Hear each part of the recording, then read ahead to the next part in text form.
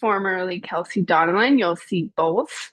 I'm with Little Pineapple Collaborative, and I'm so excited to be presenting to you today the concept of productive conflict. Now, Little Pineapple Collaborative is a name that came in honor of my grandmother. She was the kind of person who always set an extra place at the table and never took life too seriously. And so that's what I want you to feel when working with me, that there's a place at the table for everyone and that we're going to have a little bit of fun while we do it. So let's get into our productive conflict conversation. Now, before we get too far into it, let's raise our hands if you've ever been in a meeting where something felt off, but nobody said anything. Now keep your hand up if that silence cost you something. Maybe that's time, money, a person, or a contract. We've all been there. And now I'm going to tell you a little bit about a story from one of my clients where they made a well-intentioned mistake. It cost them their relationship and a lot of money. Now, I was working with this client as a liaison, and we were doing complex project management, supporting them in collaborating between multiple teams, multiple subcontractors in a very large scale project. About 6 months into our engagement, there was a federal review, and they found out that they had violated fair competition rules. And unfortunately, one of the subcontracts had to be pulled back. Of course, that was not great partnership or management. In their effort to be fast, they had actually harmed their relationship with one another. The subcontractor at that point had done about $500,000 in work. So this was a pretty high stakes situation. When they came to us and told us what was going on so that we could be a good liaison, I suggested we have a few conversations before they take the legal route. And so that's what we did. We had a conversation with our client to learn the ins and outs of what exactly happened. And then we met with the subcontractor to learn a little bit more about what was going on from their perspective, how they were feeling, what their concerns were, so that we could go into joint conversations together. We did go into joint conversations. We had several of them. And what we did sort of feels simple, but it takes a lot of deliberate and dedicated time. And that was intentional conversations where people felt heard. And we created structure for people to share honestly without blame or judgment in a safe way. And ultimately, we found a path forward and set up consistent accountability meetings moving forward and made a long-term commitment to one another to heal the relationship and move forward together. Now, this is just one of many stories and many tools that we have. And I want to turn to you to do a little bit of internal reflection. How do you experience conflict? Maybe you're like the dog and you're curious, you want to collaborate. Perhaps you're more like the lion, you're loud, you need to be heard. Maybe you're more like the bird, feeling like an observer. You don't want to be turned to, you just want to get a sense of what everyone else is feeling. Perhaps you're more like the turtle, that's quiet, scared. Or maybe you're like the hyena and you think it's funny, not a big deal. Now, this is for you. And now I want you to think about, how does your answer change when the person you're having conflict changes, the topic changes, or the context changes? Now, for me, in a professional setting, I tend to fall into the curiosity bucket. I'm more like this dog, 1 year up, a little curious. But in my family dynamic, it's okay for us to be loud.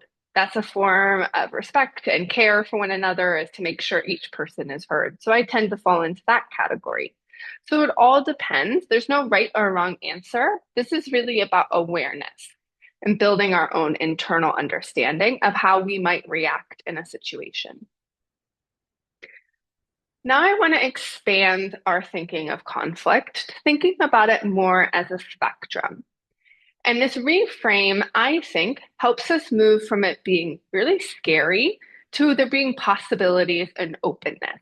So I view it from differences through tensions and disputes. And I'm going to get more into detail, but I do want to make a note that I'm not talking about where the spectrum continues and becomes harm and abuse. So if you or someone on your team is experiencing harassment, bullying, intimidation, and discrimination, these are things that really need to be supported through formal HR and legal teams.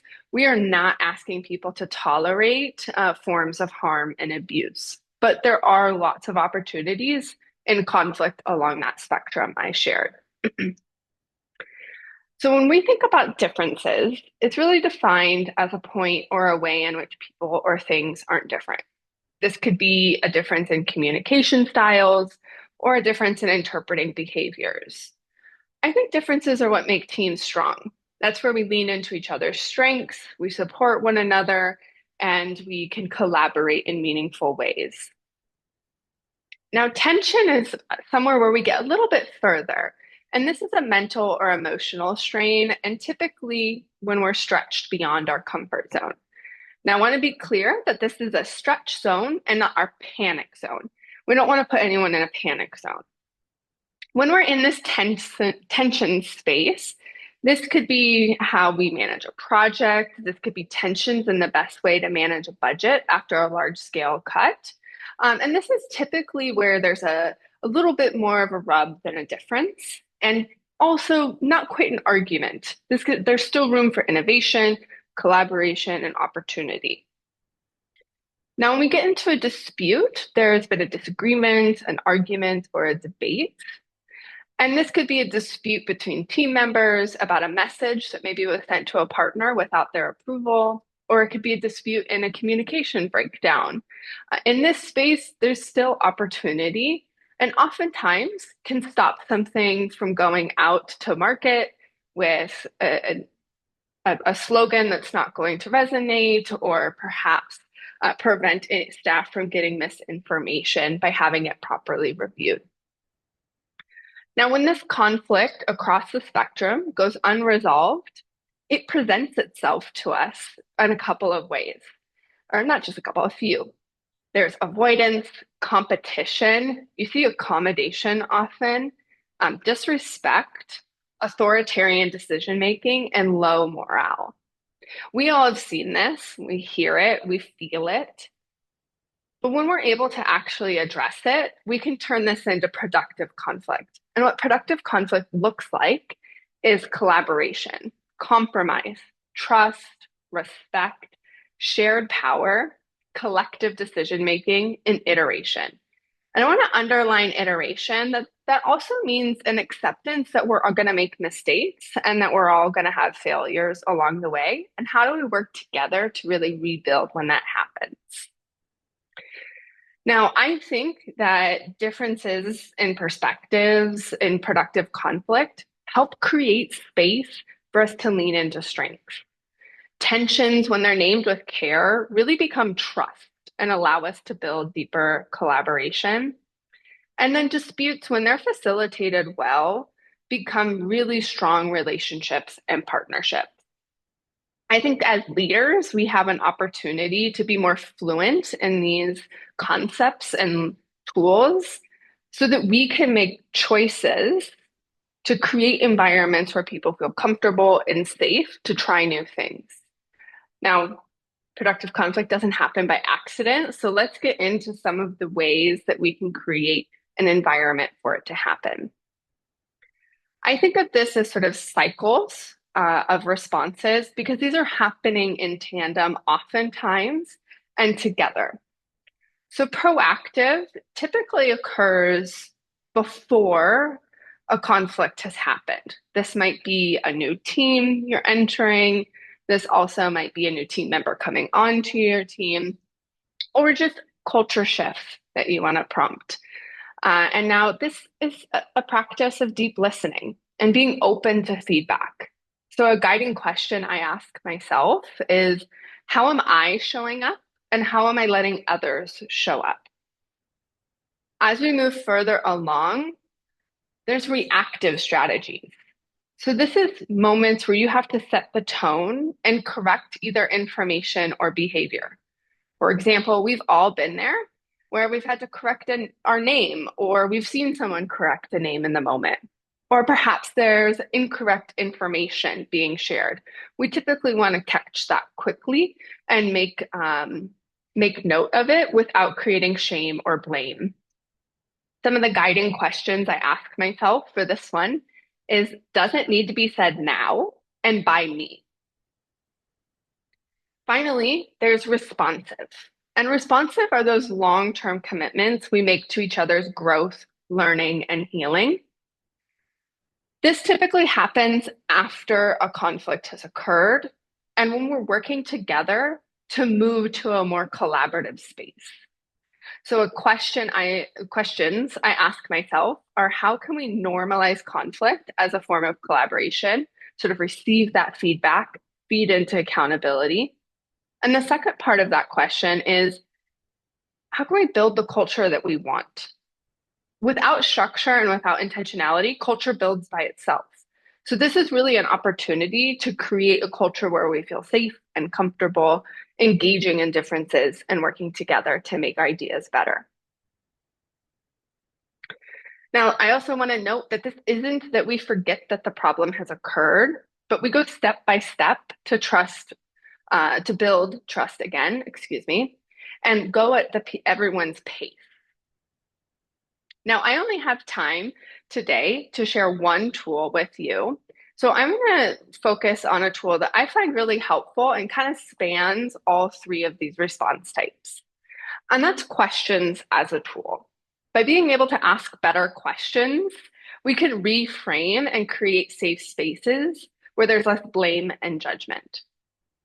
So the questions as a tool comes from a book called A More Beautiful Question and has been adapted into this activity by my colleague, Ashley Roberts. So the examples I want to share with you is when we say, what might be missing, we lean into curiosity. Who is this working for? Allows us a deeper awareness and a recognition that while it might not be working for us, it is working for something else. And then what would support look like here? We lean into collaboration and see ourselves as a part of the solution. So I'm going to give you some examples of real things that we have heard in large conversations and coaching sessions and how you might reframe them. So instead of what's the problem, try what's the ideal outcome and how do we get closer to that? Instead of haven't we tried this already? Try if we tried this now, what would be different this time? And how could it change our outcome? Finally, whose fault is it? That is a common one we hear, particularly when there needs to be a team to blame. But instead, we could ask, how can we work together to close and illuminate any remaining issues? Now we're going to try this together. And I know this is a recording for a virtual setting. So I'm going to ask you to instead pause for yourself and reflect on some ideas before continuing the recording. So I'll give you an example of a common conflict trend, and then you're going to write down or speak out loud, whatever's comfortable. You're by yourself. This is a recording. You're going to think about questions we can use to disrupt the trend and lead to more productive action steps and conversation. So here's an example. People are distracted and not engaged in meetings. We might ask, what's not being said? Why are they distracted? Why aren't they comfortable engaging? What else is going on? What's the root here? Another question is, what norms have been set to encourage this? Perhaps they've scheduled the meeting at a terrible time and they have a deadline every day to get a report in at that time or every week at that time. And so they're distracted because they need to get that done. So maybe there's a timing issue. Maybe there's something else. Another question I may ask is, what would support look like? How could I ask the team these questions and find a way for us to meet in a more productive way? Now let's do it together. So as I said, I'll give you the trend and then I'll give you an example and feel free to pause so that you can do it for yourself. So the trend here is that conflict keeps reoccurring.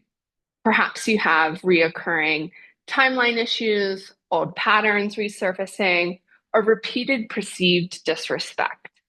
The question I might ask is, what parts of the issue were addressed and which parts were avoided? What questions would you ask? The next trend we see is that there are unclear expectations and confusion. Perhaps there's mixed messaging, different interpretations between departments, or unclear role expectations. I might ask, how is each person interpreting this? Getting to clarity so that I understand where the misunderstanding is happening and we can get closer to a shared understanding. What would you ask? Now, the final trend that we're going to work through today is that conflict feels personal. There's repeated interpersonal tension, emotional spillover, defensiveness, gossip happening. And a question I might ask is, what needs or fears are driving this reaction? What else might you ask?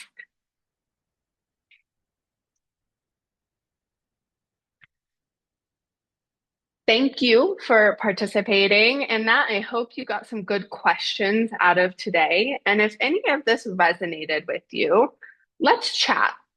You can email me here, check out my website, or for Santa Cruz Works members, I am opening up 30-minute open consultations on my calendar.